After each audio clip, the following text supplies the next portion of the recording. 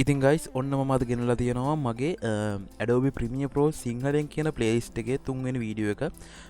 ඉතින් ඕගොල්ලෝ මගේ කලින් වීඩියෝ දෙක බැලුවේ නැත්නම් මම මේ වීඩියෝ එක අතරතුරේ කාඩ් එකක් විදිහට දාන්නම්. ඒ වීඩියෝ දෙකේම ලින්ක්ස් ටික. එතකොට ඕගොල්ලන්ට ඒ කාඩ් වලින් ගිහින් ඒ වීඩියෝ දෙක බලන්න පුළුවන්. එහෙම නැත්නම් ගිහින් මගේ channel එකට Adobe Premiere Pro සිංහලෙන් කියලා ප්ලේලිස්ට් එකක් තියෙනවා. ඒ ප්ලේලිස්ට් එකේ තියෙන 1 සහ 2 වීඩියෝ දෙකම බලන්න. ඊට පස්සේ තමයි මේ තුන්වෙනි වීඩියෝ එක ඔයගොල්ලෝ බලන්න ඕනේ. හරි. කොහොම වුණත් ඔයගොල්ලෝ තාම මගේ channel එක subscribe කරලා නැති කෙනෙක් නම් මේ දැන්වම මගේ පල්ලෙහා තියෙන subscribe button එක click කරලා මාව අනිවාර්යයෙන්ම subscribe කරන්න. ඉතින් මම මෙන්න මේ විදිහට open කරගෙන තියෙනවා මගේ මම කලින් කරපු video editing project එකක්. ඉතින් මම මේ video editing project එක කරලා ඉවර වෙච්ච එකක්. ඉතින් මම මේකම අරගෙන හිතුවා ඔයගොල්ලන්ට ඒ video එක කොහොමද මම export කරගන්න කියලා පොඩ්ඩක් explain කරලා දෙන්න. ඉතින් මෙන්න මේ විදිහට තමයි මම මේ මගේ ටයිම්ලයින් එකේ වීඩියෝ ක්ලිප්ස් සහ ඉෆෙක්ට් ට්‍රාන්සිෂන්ස් සවුන්ඩ් ඉෆෙක්ට් අනම්මනම් ඒ ටික දාගෙන තියෙන්නේ. ඉතින් මම මේක මගේ ටයිම්ලයින් එකේ මුල ඉඳන්ම තමයි හදන්න පටන් ගන්න තියෙන්නේ. ඉතින් කෙනෙක්ට හිතෙන්න පුළුවන් ටයිම්ලයින් එකේ මුල ඉඳන් අපි ඇත්තටම වීඩියෝ එකක් එඩිට් කරද්දී පටන් ගන්න ඕනේ කියලා. ඇත්තට මෙහෙම දෙයක් නැහැ. ඕගොල්ලෝ ටයිම්ලයින් එක මුල ඉඳන් කරගන්නවා නම් ඕගොල්ලන්ට ඒක ලේසි හුඟක් දේවල් මිස් වෙන්න තියෙන ඉඩ කඩ අඩුවේ. ඉතින් මම එතනදී ටයිම්ලයින් එකේ මැද ඉඳන් නෙමෙයි පටන් ගන්න තියෙන්නේ මුල ඉඳගෙන. ඉතින් ඒකින්ද මෙන්න මේ විදිහට මට ටයිම්ලයින් එකේ මුලට ආපුවම බලා ගන්න පුළුවන් වෙනවා මගේ තියෙන දේවල් ටික. ඉතින් ඉස්සල්ලාම ඔයගොල්ලෝ කරන්න ඕනේ එක්ස්පෝර්ට් එකට කලින් ෆයිනල් රෙන්ඩරින් පාර්ට් එකක් කරගන්න ඕනේ. ඉතින් ෆයිනල් රෙන්ඩරින් පාර්ට් එකක් කියලා කියන්නේ සාමාන්‍යයෙන් වීඩියෝ එක ඕගොල්ලන්ගේ ඇඩ්වාන්ස් වෙන තරමට ඕගොල්ලන්ට එක්ස්පෝර්ට් එකේදී යන ටයිම් එක ගොඩක් වැඩි. ඉතින් මෙතනදී මගේ වීඩියෝ එකේ ඕගොල්ලන්ට බැලුවම තේරෙනවා ලේයර්ස් 8ක් විතර තියෙනවා. ඉතින් මේ ලේයර්ස් 8ේම ගොඩක් දේවල් තියෙන හින්දා මේක එක්ස්පෝර්ට් කරගද්දි ගොඩක් වෙලාවක් යනවා. ඒක හින්දා ඕගොල්ලන්ට ඒ ගොඩක් යන වෙලාව පොඩ්ඩක් අඩු කරගන්න පුළුවන් ෆ්‍රී රෙන්ඩරින් කියන පාර්ට් එක කරගත්තොත්. ඉතින් මේක සාමාන්‍යයෙන් ඕගොල්ලෝ වීඩියෝ එක එඩිට් කරගෙන යන අතරතුරේ කලාට ප්‍රශ්නයක් නැහැ. එතකොට ඕගොල්ලන්ට පුළුවන් ලේසියෙන්ම ඕගොල්ලන්ගේ ටයිම්ලයින් එක ලැග් වෙන ගතිය අඩු කරගන්න. ඉතින් මේ ෆ්‍රී රෙන්ඩර් පාර්ට් එක කරගෙන තියෙන හින්දා තමයි ඕගොල්ලන්ට මෙන්න මේ මගේ ටයිම්ලයින් එකේ ටයිම් ඩියුරේෂන් එකට යටින් තියෙන මේ ලයින් එක කොළ පාටට පෙන්වන්නේ. ඕගොල්ලෝ තවමත් මේක රෙන්ඩරින් පාර්ට් එක කරගෙන නැත්නම් මේක ඕගොල්ලන්ට රතු පාටට තමයි බලා ගන්න පුළුවන් වෙන්නේ. ඉතින් ෆ්‍රී රෙන්ඩරින් පාර්ට් එක කරගද්දී ඕගොල්ලෝ මෙන්න මේ විදිහට ඕගොල්ලන්ගේ ප්ලේ හෙඩ් එක ඔයාලගේ වීඩියෝ එකේ තියෙන මුල්ම ෆ්‍රේම් එකට අරන් එන්න. ෆ්‍රේම් එකට අරන් ඇවිල්ලා i press කරන්න. i press කරලා මෙන්න මේ විදිහට ඕගොල්ලන්ගේ අවසාන ෆ්‍රේම් එකෙන් එහාට හරි අවසාන ෆ්‍රේම් එකට හරි අරන් එන්න. ඊට පස්සේ ඕගොල්ලෝ O press කරන්න. මේ විදිහට මෙන්න මේ ඔයාලගේ ෆ්‍රේම්ස් ටික මාක් කරගත්තට පස්සේ ඕගොල්ලන්ට පුළුවන්කම තියෙනවා ඔයාලගේ කීබෝඩ් එකේ enter key එක හරි එහෙම නැත්නම් ඔයාලගේ වීඩියෝ එඩිටිං ස්ක්‍රීන් එකේ මෙන්න මේ උඩ තියෙන ටැබ්ස් වලින් මේ සීක්වෙන්ස් කියන ටැබ් එකේ මෙන්න මෙතන තියෙනවා render effect into out කියලා. ඉතින් ඕගොල්ලන්ට මෙතන ක්ලික් කරලත් පොඩි රෙන්ඩරින් පාර්ට් එකක් කරගන්න පුළුවන් වෙනවා. ඉතින් මම මෙතනදී ක්ලික් කරාට මගේ ඒක රෙන්ඩරින් වෙන්නේ නැත්තේ මම මේක කලින්ම රෙන්ඩරින් කරලා තිබ්බ දෙයක් හින්දා. ඉතින් ඕගොල්ලෝ එකත් මෙන්න මේ විදිහට කොළ පාට නැතුව රතු පාට පේනවා නම් ඕගොල්ලන්ට සාමාන්‍ය විදිහට මේක රෙන්ඩරින් පාර්ට් එක කරගන්න පුළුවන්කම තියෙනවා. ඉතින් ඒ විදිහට රෙන්ඩරින් පාර්ට් එක කරගෙන ඉවරුනාට පස්සේ ඕගොල්ලන්ට පුළුවන්කම තියෙනවා ඔයාලගේ එක්ස්පෝර්ට් එක කරගන්න. ඉතින් මේ එක්ස්පෝර්ට් එකේදී ඔයගොල්ලෝ රෙන්ඩරින් පාර්ට් එකේදී ෆ්‍රේම් මාක් කරා වගේ නෙමෙයි මේකේදී ඔයගොල්ලන්ගේ ඉන් අවුට් ෆ්‍රේම් ටික හරියටම තියෙන්න ඕනේ. එහෙම නොවුනොත් ඕගොල්ලන්ගේ වීඩියෝ එක ඕගොල්ලෝ අවුට් කරාට පස්සේ ඕගොල්ලන්ගේ පළවෙනි ෆ්‍රේම් එකට කලින් තියෙනවා නම් ඒ කලින් තියෙන කෑල්ල ඕගොල්ලන්ට බ්ලැක් කලර් ස්ක්‍රීන් එකක් විදිහට තමයි බලා ගන්න පුළුවන් වෙන්නේ. ඉතින් මෙන්න මේ විදිහට zoom කරලා මම මෙන්න මේ විදිහට මාක් කරගෙන තියෙනවා පළවෙනි ෆ්‍රේම් එක ඕගොල්ලන්ගේ කීබෝඩ් එකේ I key එක press කරලා. ඊට පස්සේ මම මේ විදිහට ටයිම්ලයින් එකෙන් මගේ end එකට එනවා. end එකට ආවට පස්සේ මම මෙතන මෙන්න මේ විදිහට play head එක තියාගෙන ආපහු සැරයක් මේ විදිහට zoom කරගන්නවා. zoom කරගෙන මම මෙතන මෙන්න මේ මගේ අවසාන ෆ්‍රේම් එකට මේ විදිහට අරන් එනවා. අරන් ඇවිල්ලා මම මෙතන O press කරනවා. O press කරාම මෙන්න මේ විදිහට තමයි ඔයාලගේ අවසාන ෆ්‍රේම් එකට එනකන් ඔයාලගේ ටයිම්ලයින් එක මේ විදිහට තමයි මාක් වෙන්නේ.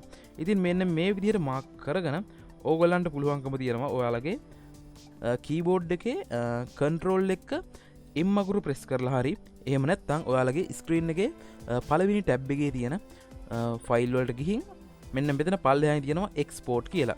මෙන්න මේ එක්ස්පෝර්ට් වලට ගියාට පස්සේ ඔයගොල්ලන්ට මෙන්න මෙතනින් මීඩියා කියලා පොඩි ඔප්ෂන් එකක් තියෙනවා. ඔයගොල්ලන්ට පුළුවන් මෙන්න මේ මීඩියා ඔප්ෂන් එක ඊළඟට සිලෙක්ට් කරන්න.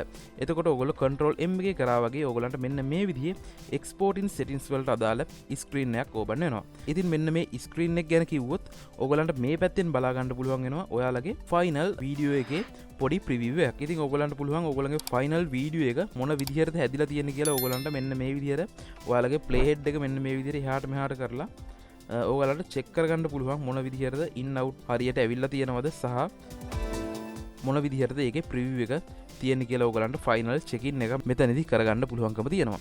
ඊට පස්සේ අපි මෙතන තියෙන export settings වලට ආවට පස්සේ ඔයගලන්ට උඩින්ම තියෙනවා match sequence settings වලට යටින් format කියලා. ඉතින් මෙන්න මේ format එකේදී ඔයගොල්ලෝ මෙතනදී දෙන්න ඕන මෙන්න මේ H.264 කියන format එක.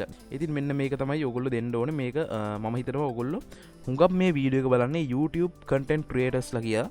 ඉතින් මෙන්න මේ H.264 කියන format එක තමයි YouTube එකෙන් recommend කරන්නේ ඕගොල්ලන්ගේ final export එකේ තියෙන්න ඕන format එක විදිහට.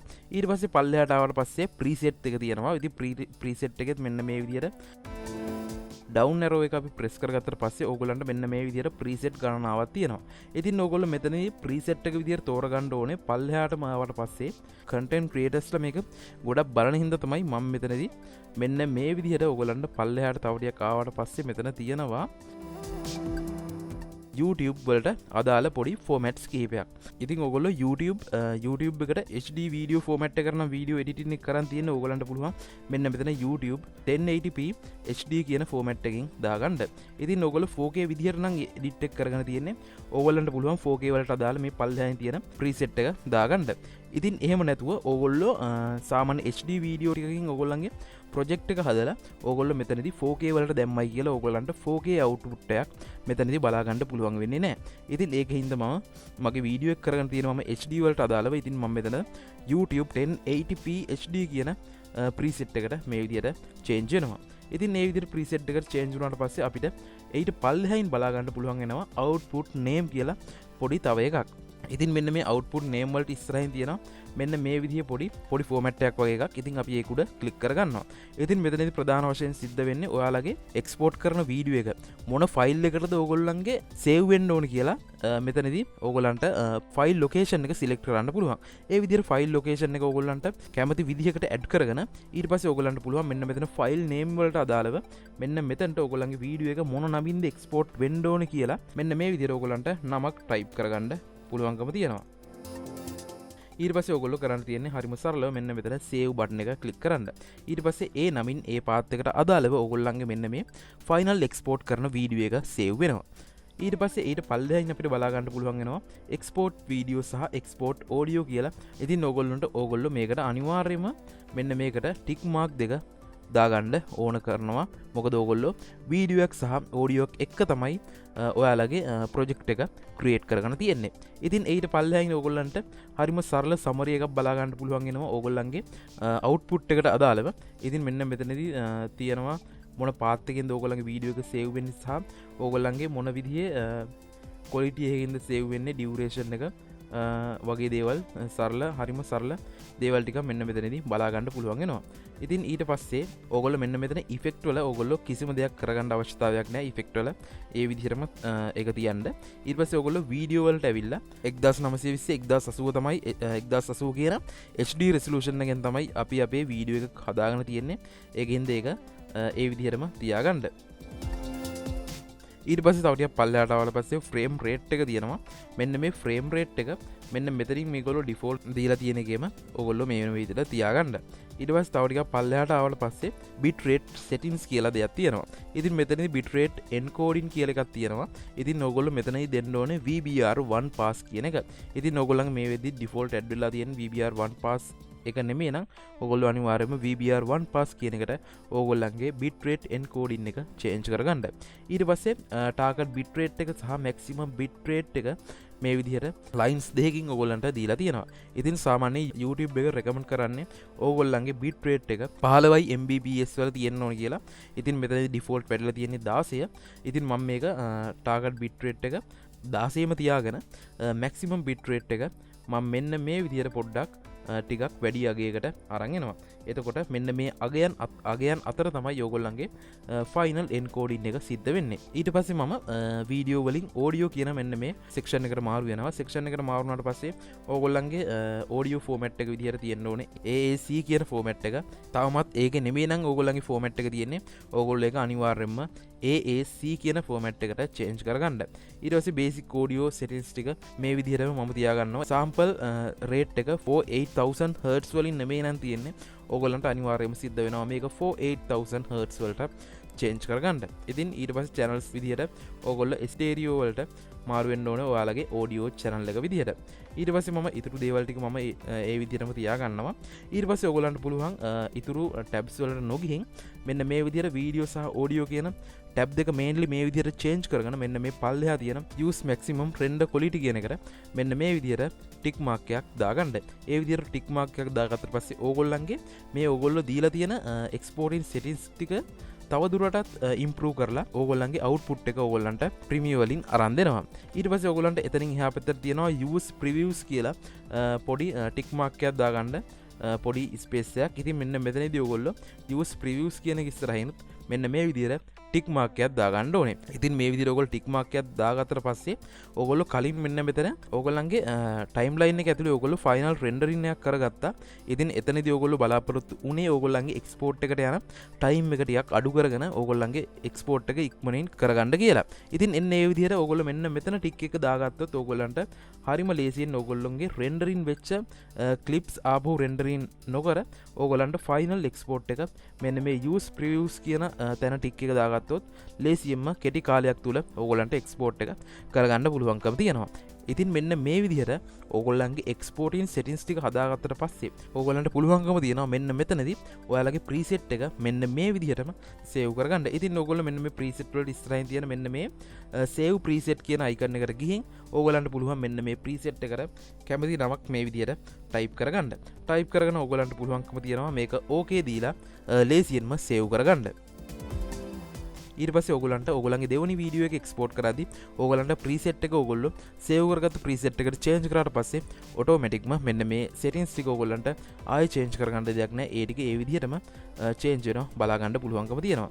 ඊට පස්සේ ඕගොල්ලන්ට එතන පල්ලෙහින් බලා ගන්න පුළුවන් වෙනවා estimate file size එක විදිහට මෙන්න මෙතන මගේ නම් දීලා තියෙන්නේ මෙගාබයිට් 802ක්. ඉතින් මෙන්න මේ 802 අගය මේට වඩා වැඩි වෙනවා ඕගොල්ලෝ මෙන්න මෙතන වීඩියෝ කියන ටැබ් එකේ අපි ඉස්සෙල්ලා කතා කරා bit rate අගයක් ගැන. ඉතින් මෙන්න මේ bit rate අගය බැරි වෙලාවත් මම මේ විදිහට පොඩ්ඩක් වැඩි කරගත්තොත් මෙන්න මේ විදිහට ඕගොල්ලන්ට මෙතනදී ෆයිල් සයිස් එකත් චේන්ජ් වෙනවා බලා ගන්න පුළුවන්කම තියෙනවා. ඉතින් ඕගොල්ලෝ bit rate අගය සාමාන්‍ය 15 තමයි YouTube වල රෙකමන්ඩ් කරන්නේ. ඒ වුණාට 16 තිබ්බට එච්චර ගැටලුවක් නෑ ඒක. ඒකින්ද මම මේක මේ 16ට ආපහු චේන්ජ් කරගන්නවා. ඉතින් මේ දේවල් ටික ඕගොල්ලෝ ඒ විදිහටම කරගත්තට පස්සේ ඕගොල්ලන්ට පුළුවන්කම තියෙනවා මෙන්න මෙතන තියෙන export කියන ටැබ් එක උඩ ක්ලික් කරගන්න. ඒ විදිහට ක්ලික් කරගත්තට පස්සේ ඕගොල්ලන්ගේ වීඩියෝ එක මෙන්න මේ විදිහට එක්ස්පෝර්ට් වෙනවා බලා ගන්න පුළුවන් වෙනවා. මෙතනදී පළවෙනියට ඒක පොඩි රෙන්ඩරින් පාර්ට් එකක් තමයි සිද්ධ වෙන්නේ. ඊට පස්සේ තමයි ඕගොල්ලන්ගේ වීඩියෝ එක ෆයිනල් එක්ස්පෝර්ටින් එක සිද්ධ වෙන්නේ. ඉතින් එන්නේ විදිහට තමයි ලේසියෙන්ම Premiere Pro හරහා ඕගොල්ලෝ හදාගත්ත YouTube වීඩියෝ ප්‍රොජෙක්ට් එක හරිම සරලව එක්ස්පෝර්ට් කරගන්නේ. ඉතින් මම හිතනවා මම මේ කරපු වීඩියෝ එක ඕගොල්ලන්ට තේරෙන්නේ නැති කියලා. ඕගොල්ලන්ට මොකක් හරි නොතේරෙන තැනක් හරි මට මෙතනදී මග හැරුණු දෙයක් හරි තියෙනවා නම් පල්ලෙහා කමෙන්ට් සෙක්ෂන් එකේ අනිවාර්යයෙන්ම කමෙන්ට් කරන්න අමතක කරන්න එපා. ඉතින් මෙන්න මේ අපි කරගෙන යන Adobe Premiere Pro සිංහලෙන් කියන ප්ලේලිස්ට් එකේ අවසාන වීඩියෝ එක නෙමෙයි මේක. ඉතින් මම තවදුරටත් මේක කන්ටිනියු කරගෙන යනවා. ඒකින්ද ඕගොල්ලෝ අනිවාර්යයෙන්ම මගේ channel එක subscribe කරලා දිගටම මේ ප්ලේලිස්ට් එකත් එක්ක ටච් එකේ ඉන්න. එහෙනම් අදට ගිහින් ඉන්න තවත් දවසක මේ වගේ වීඩියෝ එකකින් හම්බ වෙනකම් ඔයාලා හැම කෙනෙක්ටම ජය වේවා.